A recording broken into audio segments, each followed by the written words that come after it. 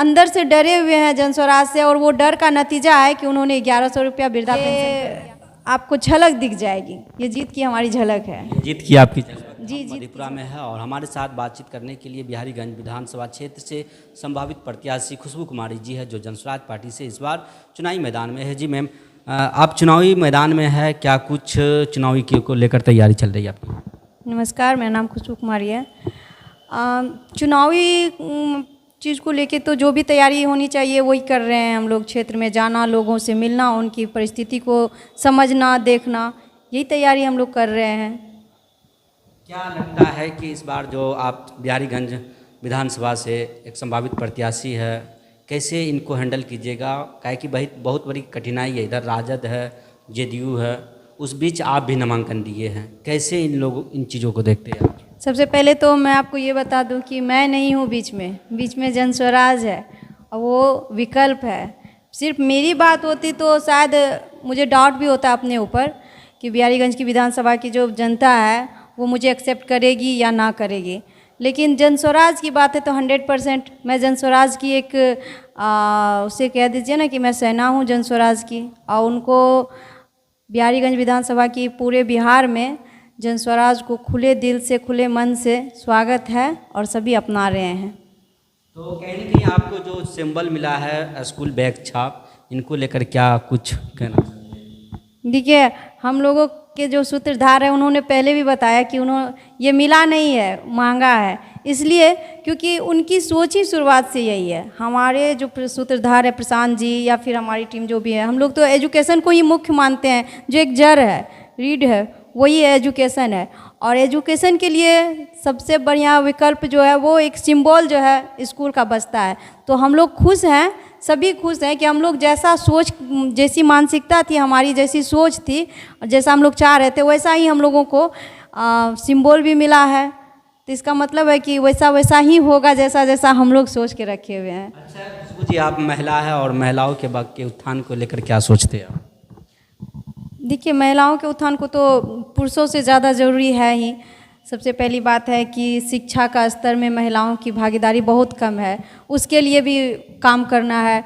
फिर महिलाएं अपने आप पर जो है ना, उनको विश्वास नहीं है। महिलाओं का जो वो विश्वास कहते हैं ना, कॉन्फिडेंस लेवल जो होता है वो बहुत कम है, उसको बढ़ाना है। उनको यह विश्वास दिलाना है कि आप भी समाज में अपने पर भी कुछ कर सकते हैं, आपकी भी बहुत बड़ी भूमिका है, आपके अंदर भी सारे चीज़ हैं। तो उनको ये एहसास दिलाना पड़ेगा। तो एजुकेशन के क्षेत्र में हो या फिर रोजगार के क्षेत्र में हो या फिर जिस भी क्षेत्र में हो, महिलाओं को बहुत ज़्यादा मेहनत करना पड़ेगा आगे बढ़ाने के लिए। प्रशांत किशोर जी कहा था कि हम वृद्धा पेंशन 2000 करेंगे, इसी बीच नीतीश कुमार 1100 रुपये कर दिए। हाँ, सही बात है। हमारे जो सूत्रधार जी हैं प्रशांत जी बोल रहे थे कि 2000 करेंगे, और डर इतनी हो गई। हम लोग तो पहले भी बता रहे हैं कि देखिए, बेशक बाहर में वो जो भी कहे, अंदर से डरे हुए हैं जन स्वराज से, और वो डर का नतीजा है कि उन्होंने 1100 रुपया वृद्धा पेंशन कर दिया। डर का नतीजा है कि जीविका को सैलरी बढ़ा दी है। ये डर का नतीजा है कि जो ब्याज दर है, जैसा कि प्रशांत जी का कहना हुआ है कि हमारी सरकार जब आएगी तो हम लोग जो ब्याज दर है उसको 4% करेंगे। तो उस डर से क्या हुआ ना कि नीतीश बाबू ने भी क्या किया कि ब्याज दर को 7% कर दिया, उसको कम कर दिया है। तो ये डर है, ये खौफ है, और हमारे जीत की ये आपको झलक दिख जाएगी।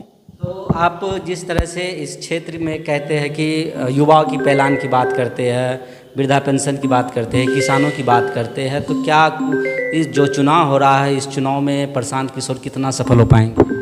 100%, नो डाउट, पूरा 100%। क्योंकि उनका कोई भी मुद्दा ऐसा नहीं है जो कहीं से कॉपी किया हुआ है, जैसे हमारे मुद्दों को कॉपी करते हैं। कभी कन्हैया जी कहते हैं कि पलायन रोकेंगे, कभी अब जाके जो है ना तेजस्वी जी कहते हैं कि हम माँ बहन योजना चलाएंगे। इतने दिन से पता नहीं कहाँ थे माँ बहन योजना चलाने के लिए। तो प्रशांत जी का कोई भी चीज़ किसी को कॉपी नहीं किया हुआ। वो पहले तो क्या करते हैं ना कि 2 साल तक पद यात्रा करके घर घर जाते हैं, गांव-गांव जाते हैं, लोगों से मिलते हैं।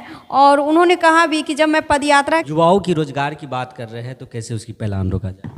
पलायन रोकने के लिए सीधी सी बात है कि जब आप यहाँ काम देंगे तो पलायन रुकेगी, और यहाँ काम देने के लिए फैक्ट्रियाँ बनाई जाएंगी, खोली जाएगी, तो इसी तरीके से उनको रोज़गार दिया जाएगा, चाहे छोटी छोटी हो या बड़ी बड़ी हो। उद्योग जब तक नहीं लगाएंगे तो फिर रोज़गार कहाँ से होगा। तो इस तरह से ही युवाओं का पलायन रोका जाएगा।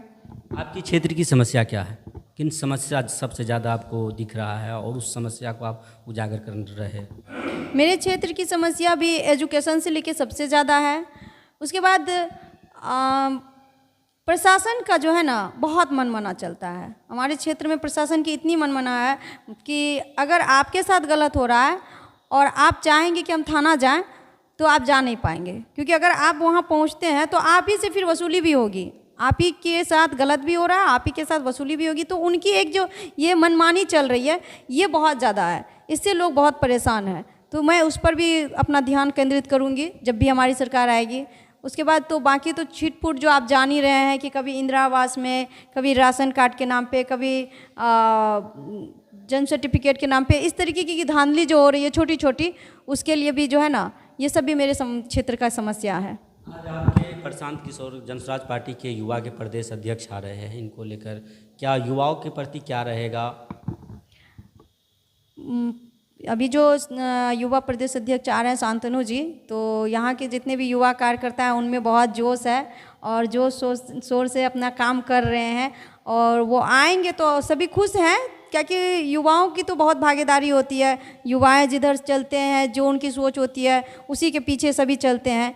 तो इसलिए सभी खुश हैं, सभी ज़ोर शोर से लगे हुए हैं ताकि वो लोग अपनी जो क्षेत्र की समस्याएं हैं या मुख्य जो बातें हैं उनसे बोलेंगे। और जो युवा प्रदेश अध्यक्ष है शांतनु जी, वो जब यहाँ से यहाँ के समस्याओं से रूबरू होंगे तो आगे जब भी वो बोलेंगे ना तो मेरे ख्याल से बेहतर होगा, क्योंकि उनकी बातें ज़्यादा तरीके से, ज़्यादा अच्छे ढंग से सुनी जाएंगी, समझी जाएंगी। युवा हैं, कहीं ना कहीं युवा आपके साथ है, पूरा युवा। बिल्कुल बिल्कुल युवा साथ हैं हमारे। ये हमारे साथ बातचीत कर रहे थे बिहारीगंज विधानसभा क्षेत्र के संभावित प्रत्याशी खुशबू कुमार जी। इन्होंने प्रशांत किशोर और जनसुराज पार्टी के बारे में बहुत ही विस्तार से बताया। इन्होंने कहा कि हम लोग लक्ष्य के करीब है, बस समय बाकी है और समय जैसे आएंगे वैसे ही देखा जाएगा।